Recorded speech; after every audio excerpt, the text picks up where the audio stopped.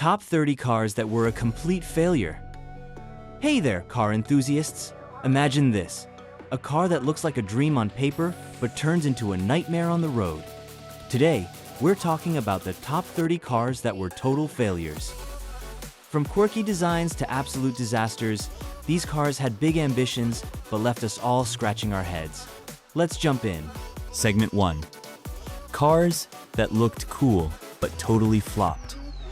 DeLorean DMC-12. Kicking off the list is the Back to the Future car. It had iconic gull-wing doors and movie star fame, but in reality, it was slower than your Wi-Fi during peak hours. It's like buying a time machine that only goes backward in style, but not in speed. Pontiac Aztek. Remember Breaking Bad? The Aztek was Walter White's ride of choice.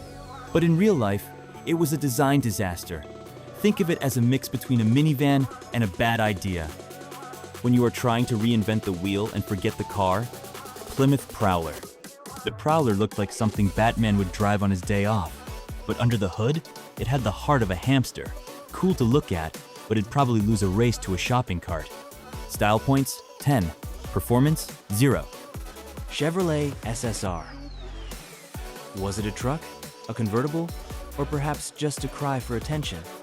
The Chevy SSR left everyone confused and struggling to find anything impressive about it. While it tried to blend retro styling with modern utility, it ended up confusing buyers and leaving no lasting impression in the automotive world. It's like Chevy said, let's make everything badly. Vector W8. The Vector W8 aimed to be America's supercar, but overheating engines and awkward looks made it a hot mess, literally.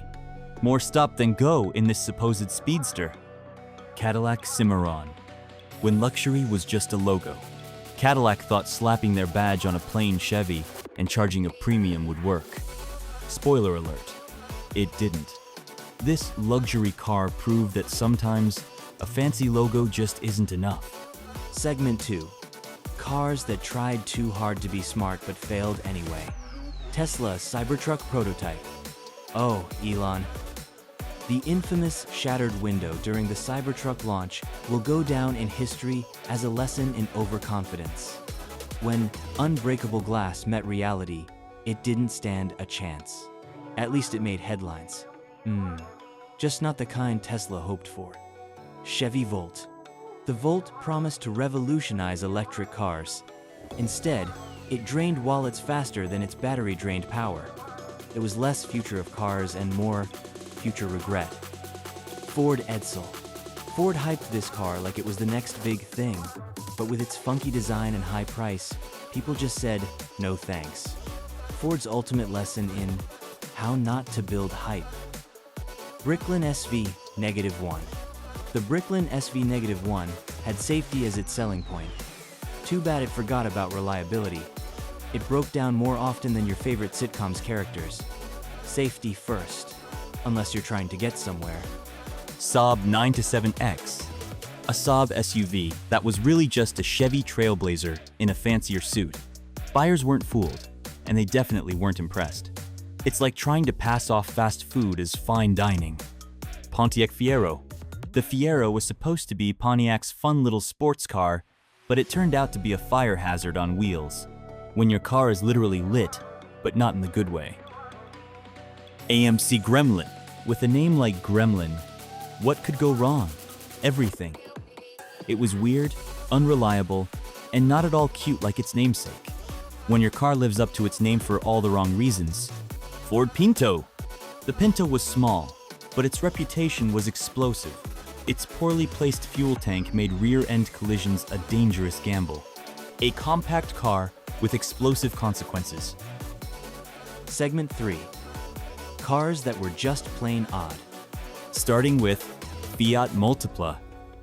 Fiat Multipla, a car with not one, but two faces, and somehow, neither of them were good. Let's just say, when the designers at Fiat got to work on this, they decided to throw the rulebook and maybe the mirror right out the window. This car looks like it's wearing glasses, but upside down. Seriously, was this a car or a quirky science experiment on wheels? Trabant. The Trabant was East Germany's pride and joy. celebrated as a symbol of their ingenuity. That is, until people realized it was built with plastic panels, a smoky engine, and a reliance on hope to keep it running. When your car is more biodegradable than your groceries. Peel P50.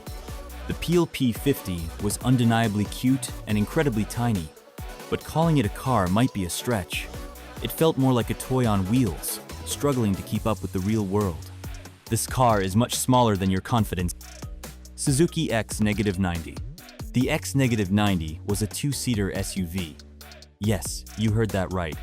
It was neither sporty nor utilitarian. It was too quirky to succeed and too impractical to survive. It was the answer to a question no one asked. Renault Avantime. Next up on the list is the Renault Avantime, a car that really didn't know what it wanted to be. Part minivan, part coupe, and somehow 100% confusing. Renault thought, hey, what if we take the practicality of a minivan, mash it with the sportiness of a coupe, and give it just 2 doors? But hey, the Avantime did have a certain charm if you looked at it long enough. It was quirky, daring, and definitely ahead of its time. Unfortunately, the time it was ahead of never came. Reliant Robin. We've got the infamous Reliant Robin. A British three-wheeler that had one big problem: it flipped at the slightest turn. I mean, let's be honest. This wasn't a carrot, it was a tricycle for grown-ups. And while it may have been lightweight and affordable, the designers forgot one crucial thing: stability. When stability is optional, chaos is guaranteed. Seriously, this car spent more time on its side than on the road. It was famously featured in television shows and movies, where its constant tipping over became the butt of every joke. Nissan Murano Cross Cabriolet. The Nissan Murano Cross Cabriolet. A car that nobody asked for, but Nissan decided to give us anyway. Picture this: an SUV as a convertible. Yeah, they really went there. On paper, it sounded innovative.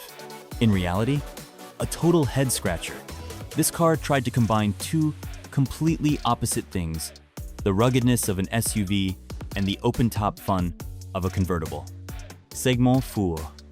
More disastrous cars to wrap it up. Maserati Biturbo.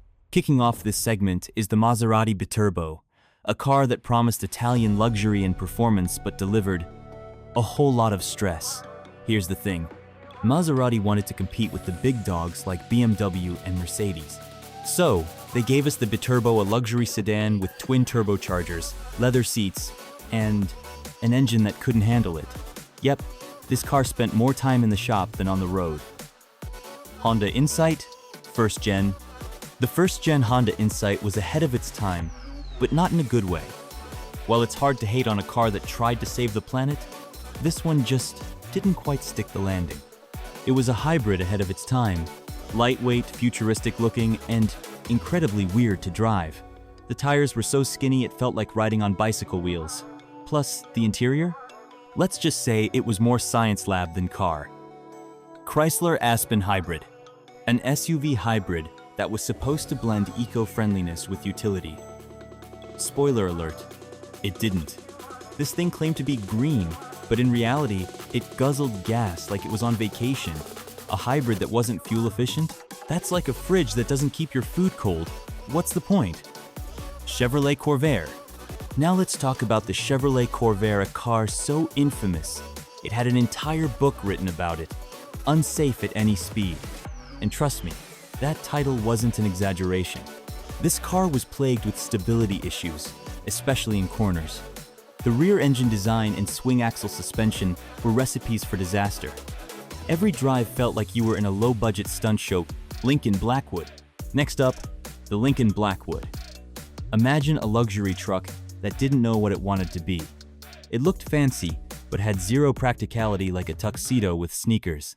The Blackwood had a small, carpeted truck bed that couldn't haul anything. It was too fragile for work and too weird for everyday use. The Tommaso Pantera. This car was all about looks cool Italian design that could stop traffic. Unfortunately, so could its engine failures.